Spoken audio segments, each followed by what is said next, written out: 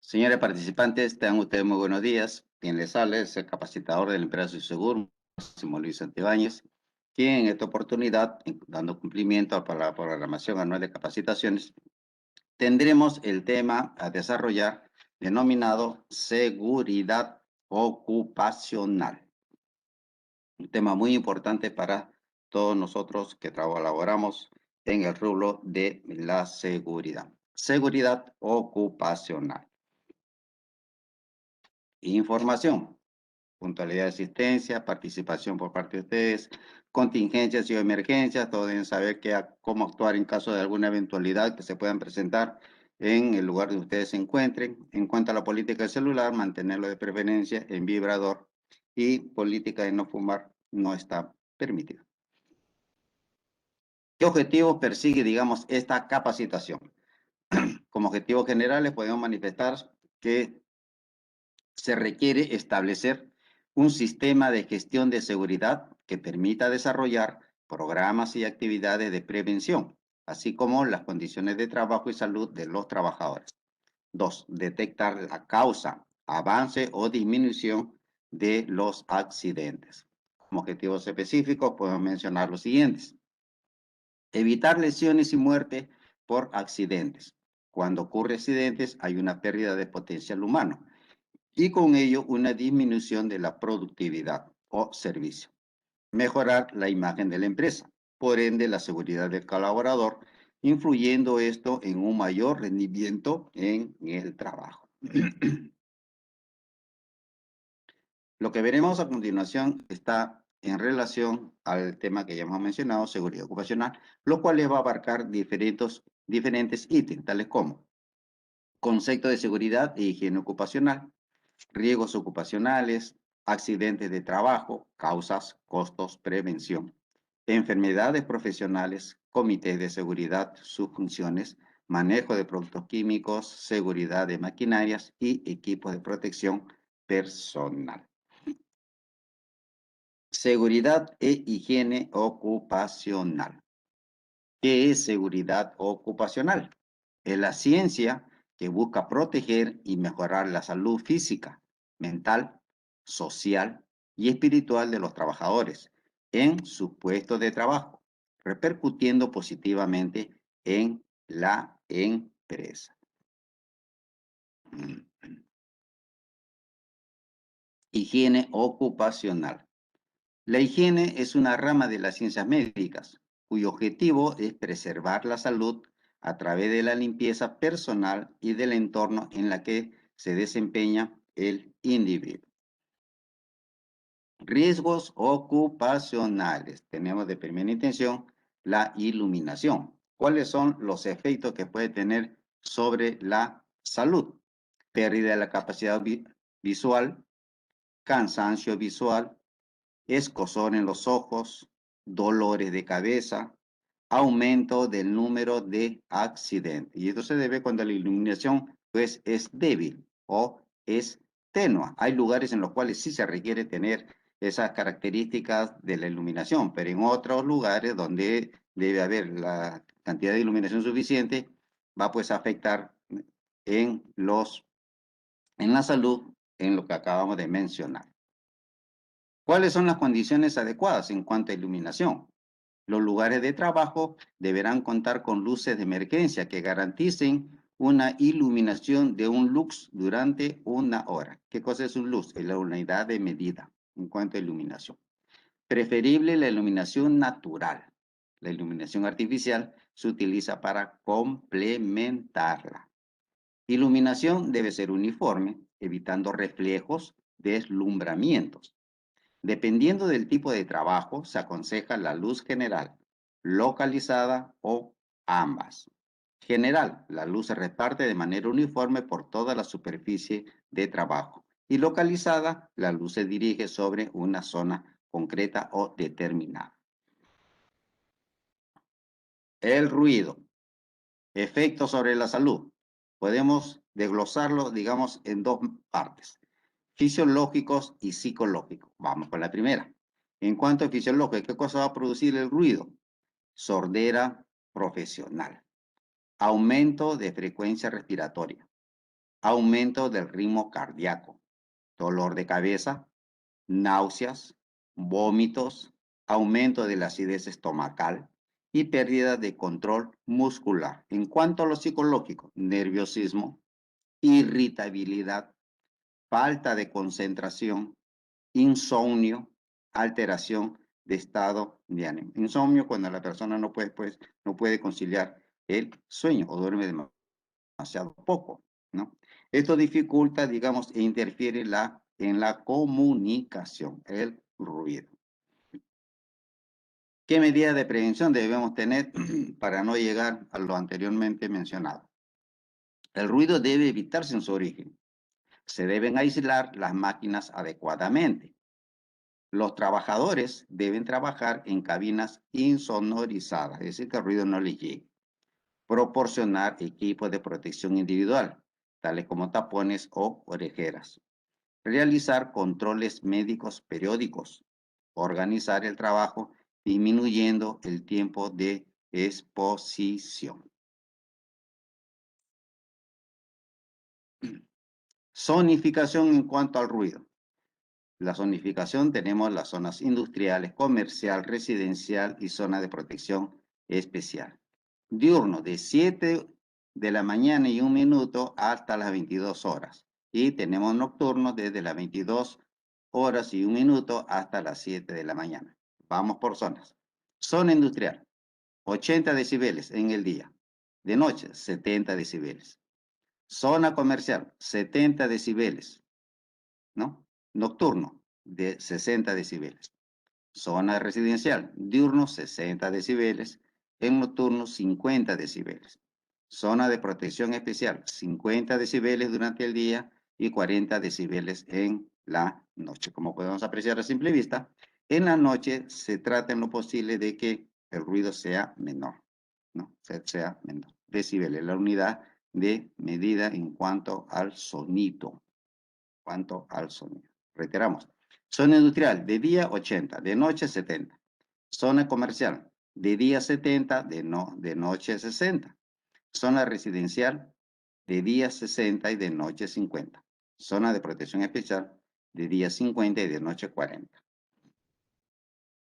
Vemos en esta vista la exposición a los decibeles, ¿no? Identifica tu entorno, el entorno donde uno labora o donde uno se encuentra. A mayor nivel de exposición, mayor daño, obviamente. A mayor tiempo de exposición, mayor daño. A menor protección personal, mayor daño. Si no te cuentas con equipo de protección, lógicamente que el daño va a ser mayor. Ahora, podría preguntarse o cabe la pregunta, ¿hasta qué cantidad de decibeles está permitido, digamos, el oído sin protección que pueda escuchar la persona? Hasta 85, ¿no? 85 decibeles hasta 8 horas, ya, listo. Ese es el tope. El tope, pasando de 85 a más, la persona requiere de protectores de oído, de oído. Entonces, vamos al dibujo. Vemos aquí un círculo, ¿no? Con diferentes colores, obviamente. Y también tenemos algunos dibujitos, algunos dibujitos. Y también algunos nombres. Entonces, comencemos por acá. Sigamos al puntero. Silencio umbral. Silencio umbral, o sea, no se escucha nada, ¿no? Silencio, cero decibeles, ¿no? Tenemos luego el origen cotidiano, el origen laboral y el origen natural, ¿no? Los tres orígenes. Los tres orígenes. Origen natural, ¿no? El ruido que sucede normalmente. Origen laboral en el centro de trabajo. Y el origen, pues, cotidiano. Cotidiano. Entonces, vamos con el origen cotidiano, al más cerca, ya. Listo, muy bien. Lo que está alrededor de la oreja. 10 decibeles, la respiración es tranquila. O sea, cuando tú respiras, el sonido que emites es de 10 decibeles. ¿Está permitido? Por supuesto. 40 decibeles en la conversación. Ah, está bien, pues. Televisores. ¿Cuántos decibeles emite un sonido de un televisor? Hasta 60, pues tú lo vas graduando, ¿no? 60, 60. 90 decibeles en una motocicleta. Ya, aquí está peligrosa la cosa. Y 100 decibeles en una discoteca. El ruido pues es infernal. Es infernal, ¿no? Luego tenemos en el siguiente círculo, ya salimos de esto y pasamos al siguiente, origen laboral. Tenemos dentro del origen laboral, ya el ruido es mayor. Es mayor. A ver, comencemos por el más bajo. 45 decibeles, el ruido de una refrigeradora. 60 decibeles, una máquina de coser.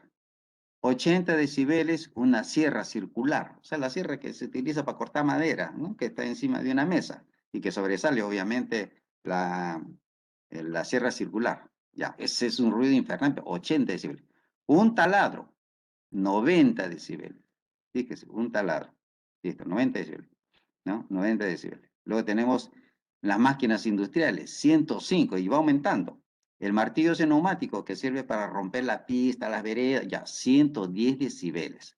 Y seguimos, un generador de ruido, de luz, pues, de energía, 120 decibeles.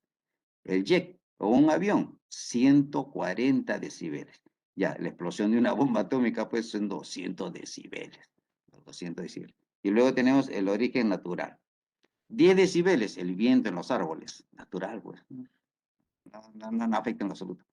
30 decibeles cuando ladra un perro. 30 decibeles. Cuando llueve, 50 decibeles.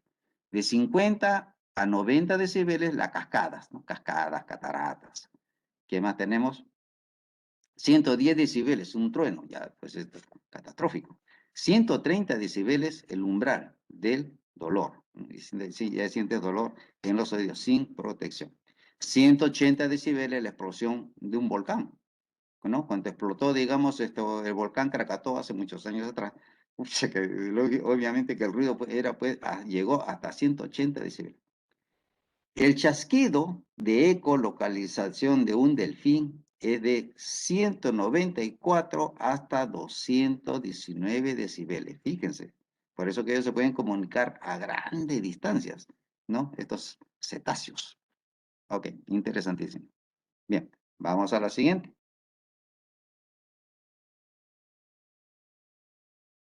Vemos aquí la medición de los niveles de contaminación acústica para la seguridad y salud del trabajo y un medio ambiente urbano saludable, ¿no? Y algunos ya los hemos visto en la vista anterior. Y aquí viene pues de lo menos a más, ¿no? De lo menos a más. Respiración, la conversación, el ruido de las hojas, la lluvia, el ruido de la refrigeradora, conversación de un vehículo, de un camión, y cada uno tiene la cantidad de decibeles. Vamos de menos al más. Cuando tú respiras, ya lo vimos, ya 10 decibeles, ¿no? Cuando respiras. Cuando conversas, 20 decibeles. El ruido de las hojas, ¿no? 30 decibeles. La lluvia, 40 decibeles. La refrigeradora, 50. Conversación, 60. Vehículo, común y corriente, 70. Un camión, 80 decibeles. El ruido que produce, 80. Ya de ahí va aumentando. Desde aquí para acá ya es un poquito más complicado. 90 decibeles, por ejemplo, la máquina de secar cabello. Un helicóptero, 100, ¿no? Un trombón, un instrumento musical, 110. Una sirena, 120. Un avión, ¿no? Un avión. Un jet, 130, ¿no? Y fuegos artificiales. Fuegos artificiales, 140, si no me equivoco. A ver, es correcto, 140. A partir de acá, de los 90 para arriba, ya es peligroso. Peligroso. De los 80 para abajo ya es más sencillo. ¿Hasta cuánto dijimos que era posible, digamos, soportar el ruido? Sin protección, 85. ¿Qué tiempo? 8 horas. 8 horas, ojo con eso. 85 decibeles hasta 8 horas. Listo, nada más. Pasa de las 8 horas, sonaste. Ya es peligrosísimo. Es peligrosísimo. Ya. A ver. Vibraciones. Correcto. Vibraciones. Vamos por aquí. Ya. Las vibraciones. ¿Qué son las vibraciones? Ciertos movimientos de oscilación rápidos y continuos que se producen en objetos y en general. Los que te rompen, pues, por ejemplo, la vereda, la pista, esos muchachos que están con esa moto perforadora le llaman, ¿no? O martillo neumático también.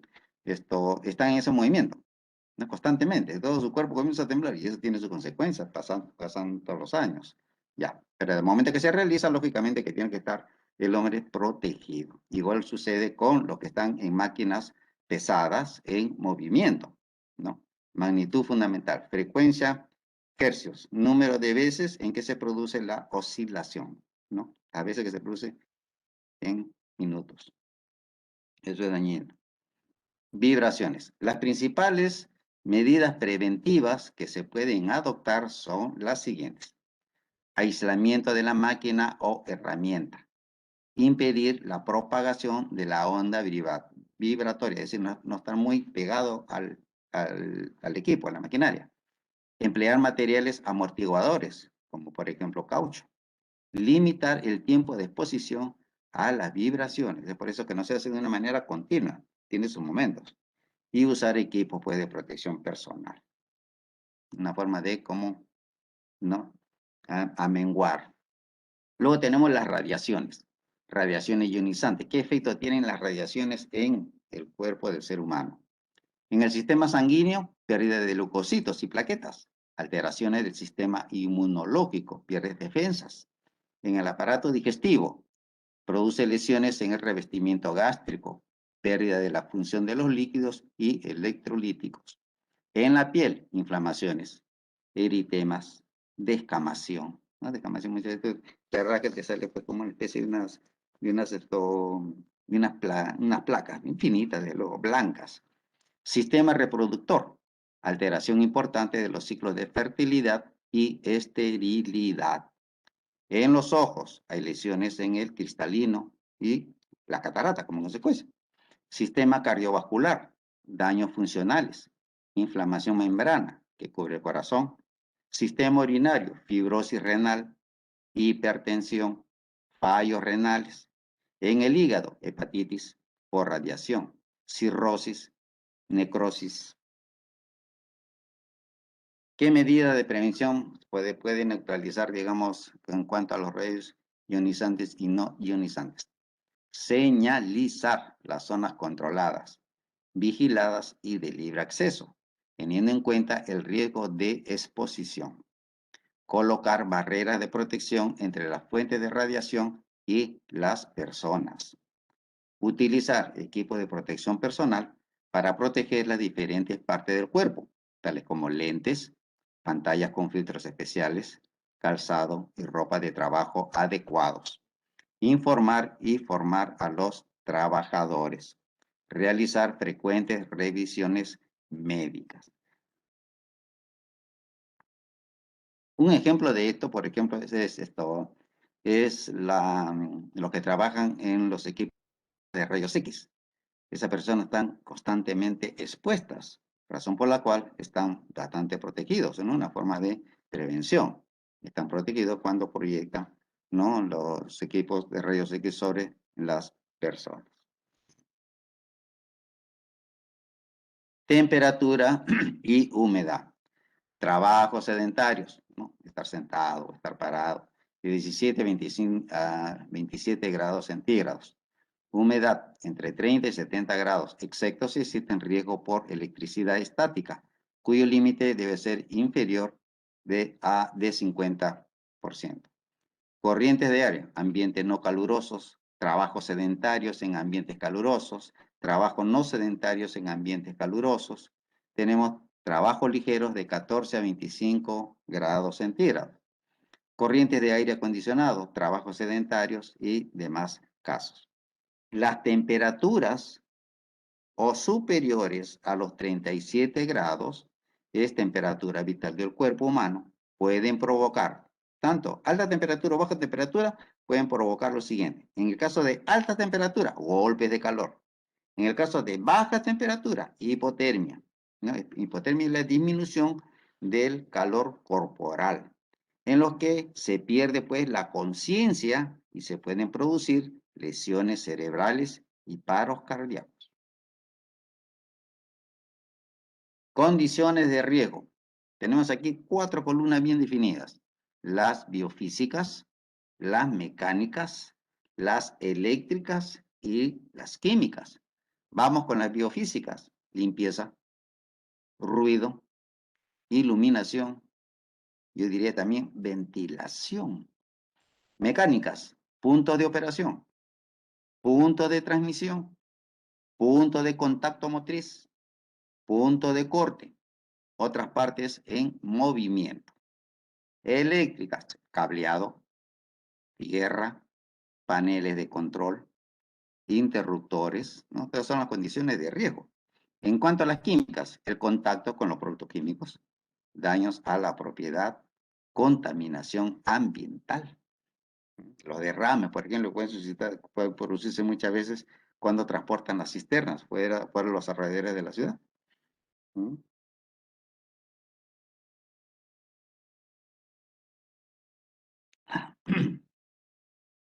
Riesgos ocupacionales.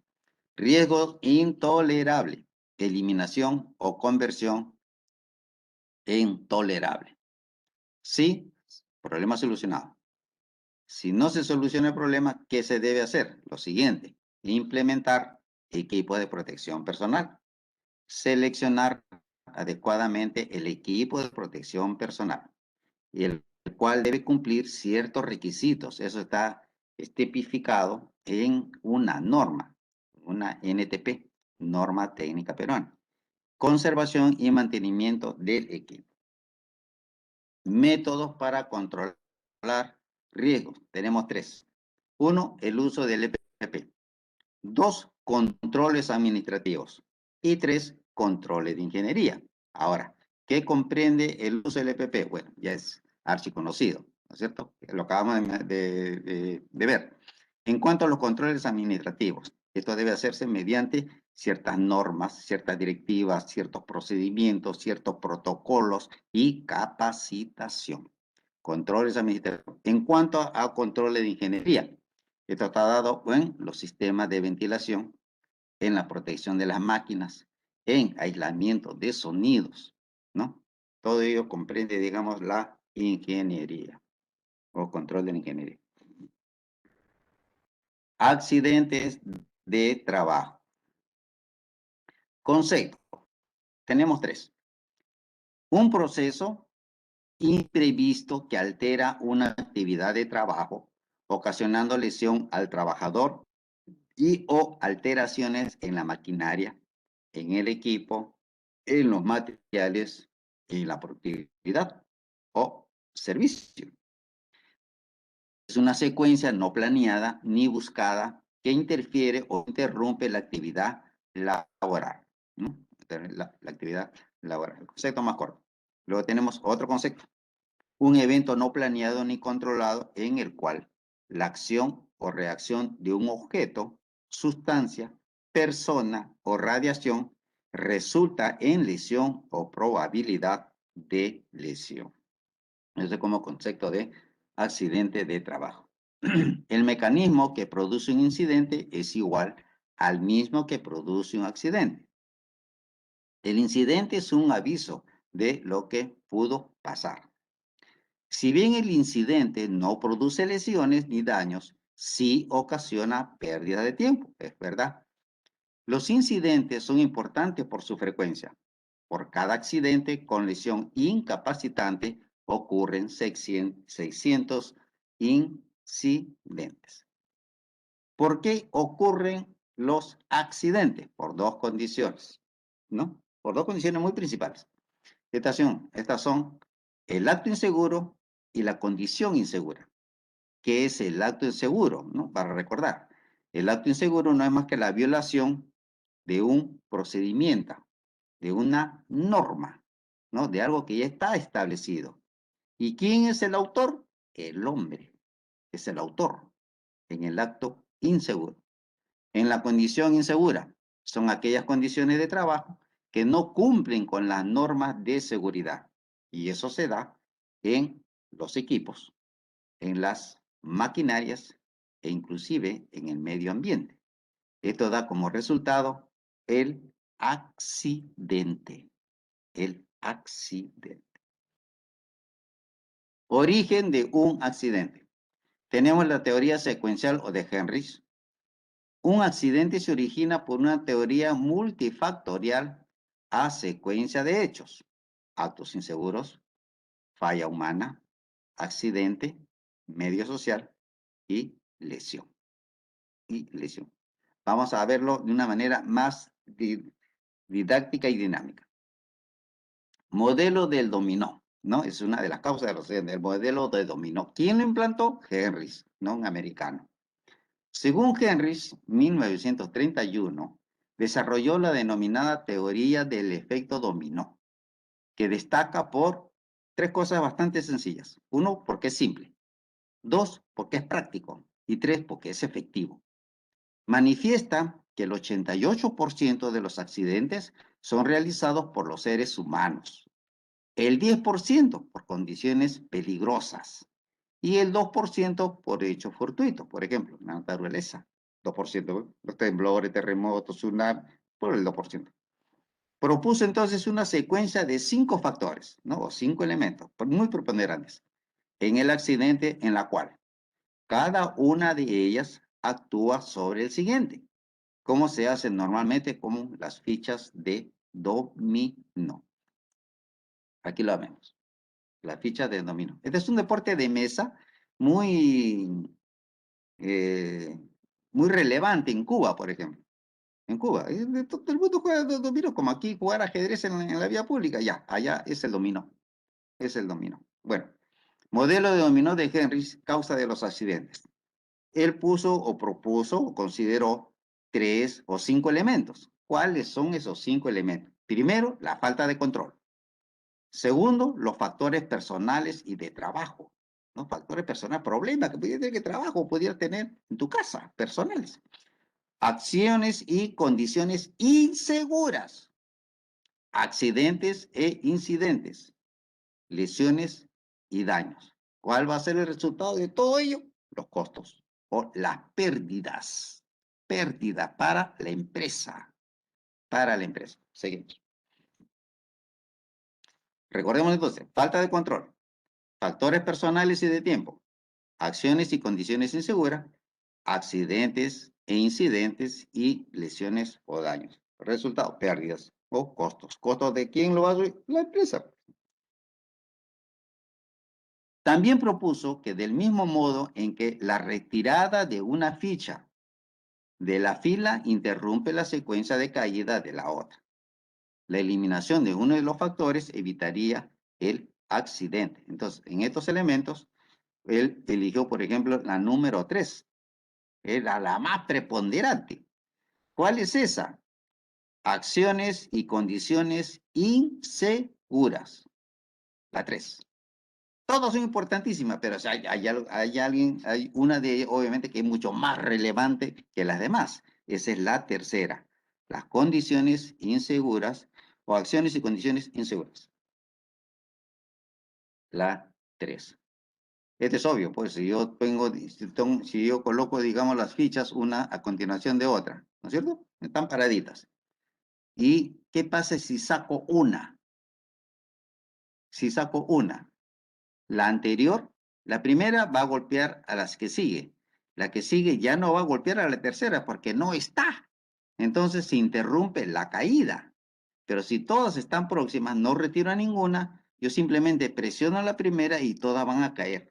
¿Es correcto? Claro que sí. Pero si retiro una, en este caso retiro la 3, ¿no? Lógicamente que se va a detener. La caída no se va a producir en todas las demás fichas. Solamente caerá la primera, cae la segunda y ahí quedó. Quedan paradas la cuarta y la quinta. ¿Por qué? Porque la tercera se ha retirado. Pues. Se ha interrumpido la caída. ¿No? Se ha interrumpido la caída. Entonces, él decía, si le damos mayor relevancia e importancia, digamos, al hombre, en este caso al trabajador, ¿no? Y también a las condiciones o a las herramientas o el material con el cual él trabaja, la cosa va a ser completamente diferente. Pero no significa que solamente esa va a ser la única excepción. Obviamente que todo tiene que ver de una u otra manera, pero todo debería, en todo debería haber concordancia y armonía, ¿no? Por supuesto que sí. Bien, continuamos. El modelo de causalidad de Frank Beer. Este es otro modelo, ¿eh? Diferente al anterior. El primero es el efecto dominó. Este es del por qué. Las preguntas, ¿por qué? Ya. El modelo de causalidad de Framberg de 1970 se caracterizó por su insistencia ya obsesiva de encontrar el origen de los accidentes. De ahí que el modelo que se haya construido fue sobre la base de la pregunta ¿por qué? Que se vuelve a repetir y se vuelve a repetir en cuanto se tiene respuesta a la pregunta. ¿Y en qué momento se estanca? Cuando ya no hay respuesta. Cuando ya no hay respuesta. Ok, vamos a ver. Ahí está. Este es el modelo de causalidad de Framberg, diferente al de Henrich. Muy bien. Entonces, vemos aquí las faltas de control, las causas básicas, las causas inmediatas, ¿no? Y las pérdidas, obviamente. Las pérdidas, ¿no? Hasta aquí, digamos, hay algo muy similar en cuanto a la metodología anterior. Solo que el método en sí es diferente. Es diferente. ¿Qué consideraba, digamos, en la falta de control? ¿Qué se considera? Programas inadecuados o desactualizados, estándares inadecuados o desactualizados, cumplimiento inadecuado de los estándares. En cuanto a las causas básicas, factores personales y factores de trabajo. Causas inmediatas, actos y condiciones subestándares. Actos y condiciones subestándares. Cuando recién salió, digamos, estas causas, se les conocía con ese nombre, subestándares. A ver, acto subestándar, condición subestándar. Hoy en día eso ya es historia. Ahora se conoce como acto inseguro y condición insegura. Así es ahora, dentro de las causas inmediatas. Ojo. Accidente, contacto con energía o sustancia. Y las pérdidas que se ven reflejadas en los trabajadores o las personas, en la propiedad, ¿no? Y los procesos, cualquier situación, administrativos y todo. Muy bien. Los tres primeros son las causas. Los tres primeros. Acontecimientos. Acontecimientos, o sea, como resultado. Acontecimiento, pues el accidente. El accidente. ¿Y eso qué trae como efecto? Pérdidas. Pérdidas. Ya son las consecuencias. ¿Listo? Ok, entonces pregunta, ¿por qué? ¿Por qué? ¿Por qué? ¿Por qué? Constantemente, de manera permanente, hasta que llega un momento que no hay cómo responder, no hay cómo responder, o no hay respuesta, pues no hay respuesta. Entonces, con este método se buscaba también ver el origen de los accidentes, hasta de preguntar hasta donde no hubiera, digamos, respuesta. Impacto social de los riesgos de trabajo. Esto se va a reflejar no solamente en el trabajador, también va a reflejarse en la familia, también en la sociedad. Veamos. En cuanto al trabajador, las afectaciones directas a su persona, a sus capacidades personales y a sus expectativas de desarrollo, sufrimiento físico y moral, disminución o pérdida de sus capacidades físicas, no puede perder una mano, un brazo, restricción de su ingreso económico, ya no va a ser lo mismo si el hombre está impedido físicamente, y presupuesto personal. También disminución de sus expectativas de desarrollo personal. De repente ya no puede alcanzar otras metas que él tenía pensado, ¿no? En cuanto a productividad, calidad y esperanza de vida. Impacto en la familia. La disminución de las expectativas de desarrollo de los miembros del núcleo familiar, que van a depender o que dependen del trabajador, así como aparición de fenómenos de alteración de la dinámica familiar en relación con la disminución del ingreso y presupuesto familiar. Ya no se puede gastar como se gastaba antes, se va a ver disminuido. La presencia de disfunción familiar, disfunción, no relación que pudiera haber dentro de la familia, pues cualquier cosa gritan, se pelean, ya, eso trae, pues, tiene sus consecuencias, sus secuelas. En cuanto a la sociedad, desde el punto de vista social, de acuerdo a la magnitud de las secuelas de riesgo de trabajo y en forma permanente, proporcional a la efectividad de la rehabilitación, se presentan fenómenos tales como discriminación laboral, segregación social, conductas antisociales, psicopatología, mortalidad prematura. Fíjense los efectos que pueden tener los riesgos de trabajo, tanto en el trabajador como en la familia y en la sociedad. Investigación de un accidente. Encontrar, en primer lugar, las causas que motivaron el accidente y aplicar medidas correctivas que eviten su repetición. Muchas veces cuando se investiga un accidente, la gente piensa, cree, en fin, tiene esa mentalidad de que es para buscar al culpable. Eso hay que descartarlo. No es esa la idea. La idea es que no se vuelva a repetir, exacto. Ver los medios, ¿no? Preventivos a fin de que esto no se vuelva a repetir. Tomar las medidas que correspondan. Otro, mejorar la cultura preventiva del personal de supervisión y de la organización en general. ¿A qué le llamamos cultura preventiva? Acciones que deben tomar, digamos, las personas que están a cargo de la supervisión. En este caso, los supervisores. Una mejor capacitación, un mejor entrenamiento. Reducir el costo de los daños a los recursos humanos y materiales de la administración. Cumplir con lo que está establecido en la legislación vigente y obtener información para elaborar estadísticas representativas. Toda vez que se realiza una investigación, eso debe quedar plasmado, eso debe estar registrado, ¿no? Ya lo hemos visto eso, ¿no? Debe estar plasmado y registrado. Estadística de accidentes. Es fundamental. Surgen los datos para determinar los planes de prevención y reflejar a su vez la efectividad y el resultado de las normas de seguridad que se hayan adoptado. Y eso debe ser motivo de un seguimiento para ver si esas medidas que se están aplicando para mejorar son las más idóneas. Eso es lo que se percibe. ¿Cuál es el objetivo? Detectar, evaluar, eliminar o controlar las causas de los accidentes. Dar base adecuada para la confección y poner en práctica normas generales y específicas. Determinar costos de manera directa o indirecta. Comparar periodos determinados. Esos son los objetivos que persiguen las estadísticas de un accidente. Iceberg de lesión y enfermedad. ¿Qué es lo que se ve? Lo que se ve es solamente lo que flota del agua hacia arriba, ¿no? Metafóricamente hablando. ¿Qué cosa vemos? Los médicos que atienden, por supuesto, al accidentado y los costos que se va a efectuar. Nosotros vemos eso, ¿no? Normalmente, pero ¿qué cosa hay debajo de eso? Hay una serie de...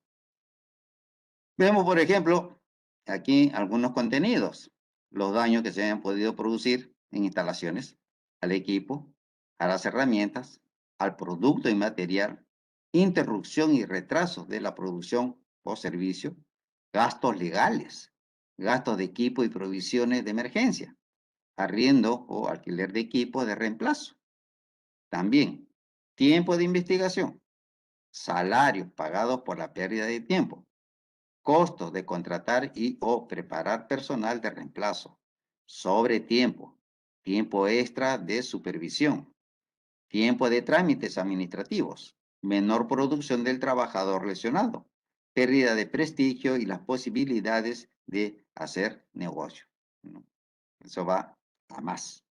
Eso va a más. Pero esto a simple vista pues no lo apreciamos. O sea, la persona accidentada, que es lo normal obviamente, se le tiene pues que auxiliar, llevarlo al centro médico y lo que va a costar, ¿no? El costo del asegurado. Ya eso lo vemos de primera intención.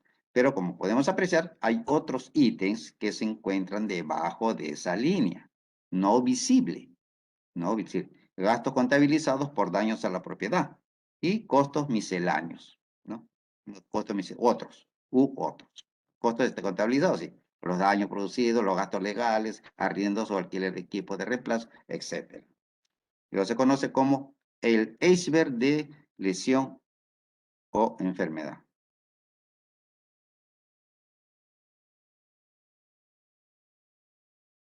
Indicadores. Para efecto de la investigación de accidentes se establecen estos indicadores. Índice de incidencia. Expresa la cantidad de trabajadores accidentados en un periodo de un año por cada 1000 trabajadores expuestos. Vemos aquí la fórmula. La fórmula es la siguiente. Trabajadores accidentados por 1000 sobre trabajadores expuestos. Esto lo vamos a ver de una manera ya mucho más a fondo cuando veamos el tópico relacionado o el tema relacionado a indicadores de gestión. Indicadores de gestión. Pero desde ahora ya vayan vayan haciéndose una idea. Cada vez que hay una investigación de accidente, hay un indicador y esto se establece. Está establecido y se debe aplicar. Esto es por ley. Esto es por ley. Asimismo, para cualquier actividad existe un índice, un indicador, para cualquiera tanto para investigaciones, como productividad, como falto, gente enferma, etcétera, etcétera. Para todo, para todo, para todo. Índice de frecuencia. Expresa la cantidad de trabajadores accidentados en un periodo de un año por cada millón de horas trabajadas. La fórmula es la siguiente. Trabajadores accidentados por 1.000.000, ¿no? Por 1.000.000 sobre horas trabajadas. Enfermedades profesionales. ¿A qué se denomina enfermedad profesional? A una enfermedad producida como consecuencia de las condiciones de trabajo.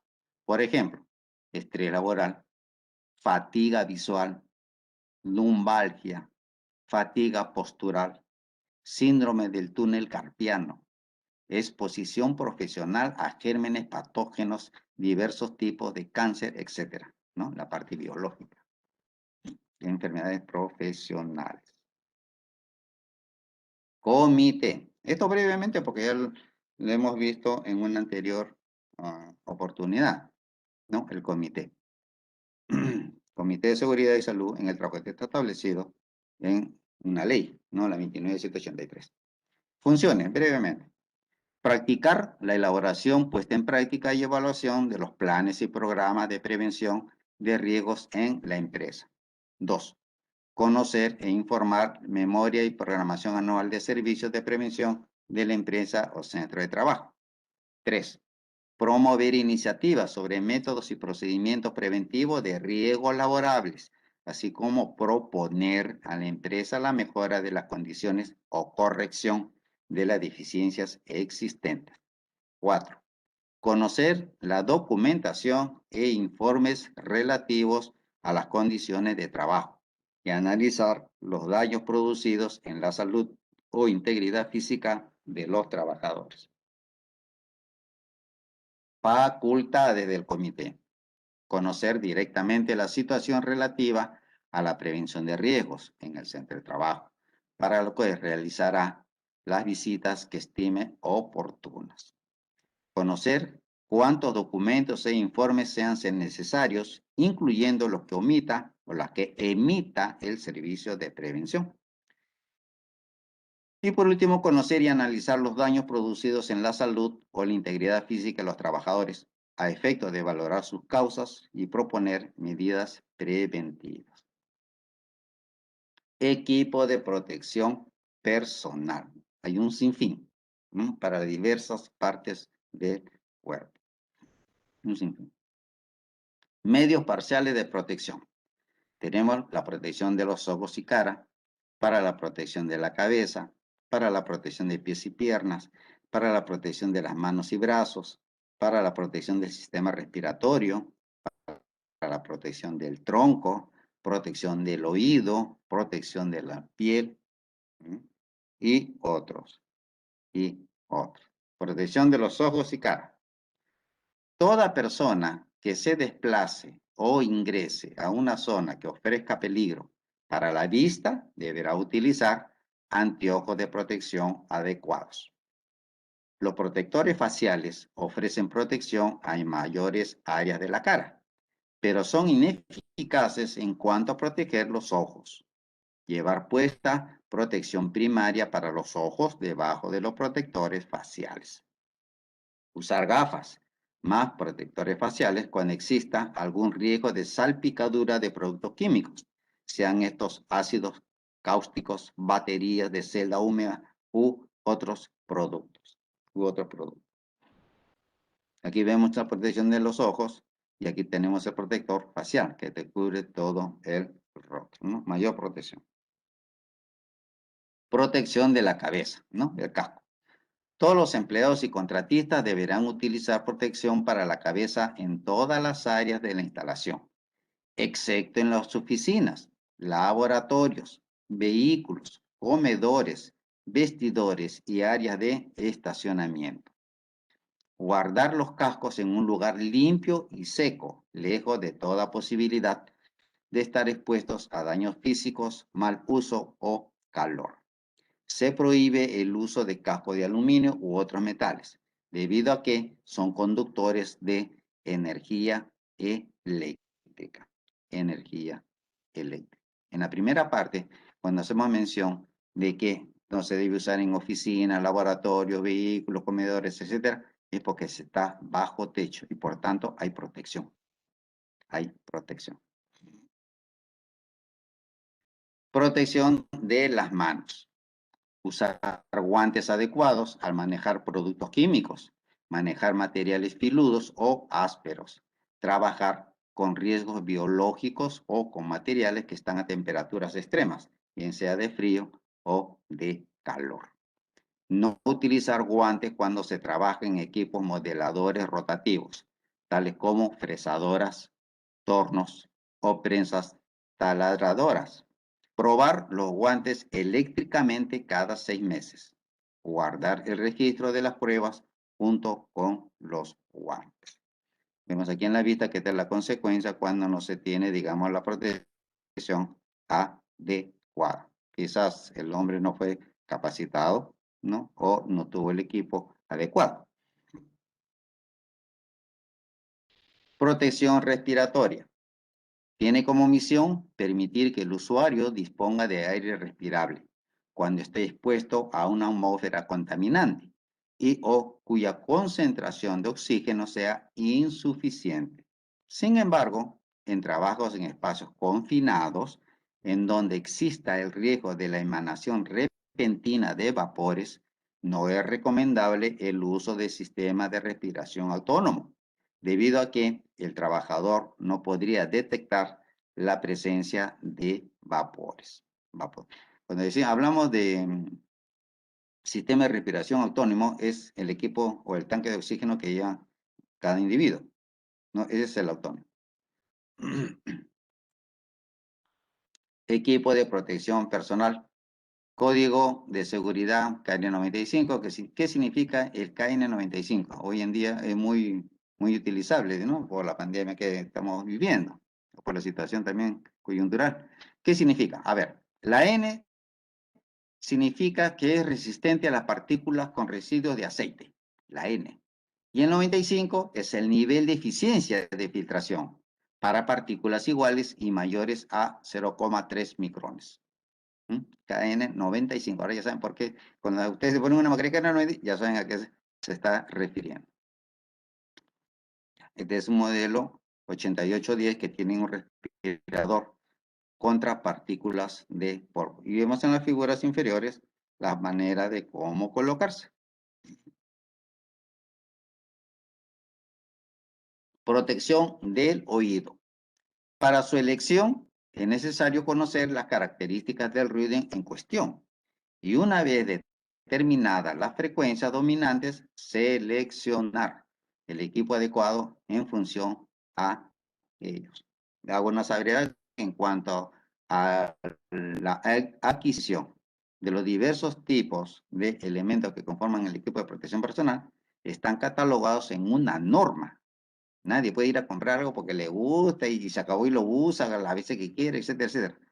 Todos, cada uno de ellos, cada uno de estos elementos está especificado en una norma, la NTP, Norma Técnica Peruana, en la cual indica las condiciones que deben ser adquiridas. Hoy en día, desde luego, el mercado es bastante amplio y se encuentran equipos diversos de diferente costo. La idea no es comprar el más barato, la idea es comprar aquella que ofrezca mejor calidad, ¿no? Mejor calidad y que se amolde pues a la anatomía de las personas. Lógicamente que es bien difícil también cumplir con ese requisito hasta cierto punto, pero en lo posible cumplir al menos con las características técnicas, que es lo que va a darle mayor seguridad, mayor protección. Ahora, es bien cierto también que el hecho de que se use el equipo de protección personal no te va a asegurar o te va a proteger al 100%. Eso también no es verdad. No es verdad, pero sí disminuye en gran parte del riesgo a la cual estés expuesto. Arnés. El arnés es obligatorio el uso en los equipos de protección individual contra caídas de altura, siempre que exista riesgo, ¿no? Que sea de la caída de altura. ¿Y cuándo decimos que una persona está trabajando en altura? A partir de 1,80 m hacia arriba, por no decir hasta el infinito, ya. A partir de 1,80 m para arriba se dice que una persona está trabajando en altura. El arnés de seguridad es parte de los elementos de protección personal en trabajos en altura, el cual debe ser utilizado obligatoriamente para evitar graves accidentes. Los arneses de seguridad cuentan con un sistema anticaídas constituido por un dispositivo de prensión del cuerpo destinado a detener las caídas. En caso de caer, suspende, no llega, digamos, al pavimento. Ya, a eso se relaciona. A eso se relaciona. Protección para el cuerpo. En general, tenemos chalecos de diversos tipos, diversa fabricación, ¿no? Diversos elementos que lo componen. Chaquetas, mandiles, ¿no? Por ejemplo, la gente que trabaja en soldadura utilizan esos mandiles de cuero, ¿no? Overoles, trajes de cuerpo completo. Muy bien, muchas gracias por su atención. Espero que haya sido óptima, digamos, la presentación del mismo y hayan podido captar, ¿no? El contenido de los mismos. Hasta otra oportunidad que tengamos para poder expresar conocimientos sobre seguridad y salud en el trabajo.